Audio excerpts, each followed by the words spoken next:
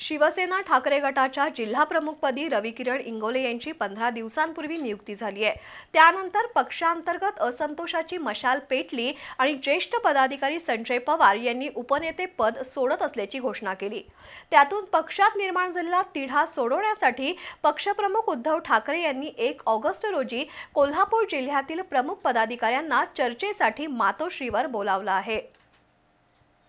शिवसेना ठाकरे गट हा पक्ष म्हणजे मातोश्रीवरून येणाऱ्या आदेशानुसार चालणारा पक्ष असा लौकिक आहे, पण त्याचवेळी शिवसेनेतील गटबाजी नवी नाही।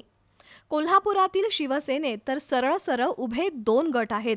15 दिवसांपूर्वी ठाकरे गट शिवसेनेच्या जिल्हाध्यक्षपदी रविकिरण इंगोले यांची नियुक्ती झाली। त्यानंतर पक्षांतर्गत असंतोष उफाळून आला। हर्षल सुर्वे यांच्यासह उपनेते संजय पवार यांनी पदाचा राजीनामा दिला। त्यानंतर 2 दिवसांपूर्वी राज्य पातळीवरील नेत्यांच्या उपस्थितीत झालेल्या निर्धार मेळाव्याला सुद्धा संजय पवार गैरहजर होते।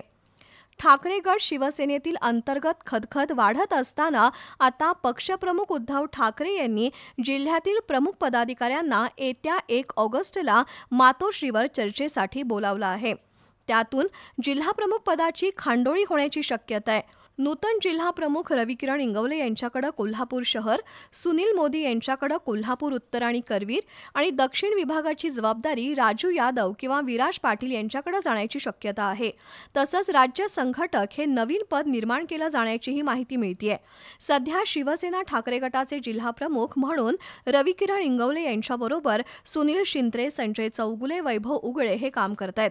त्यांच्या जोडीला नवा जिल्हाप्रमुख दिला तर ठाकरे गटात 5 जिल्हाप्रमुख होतील।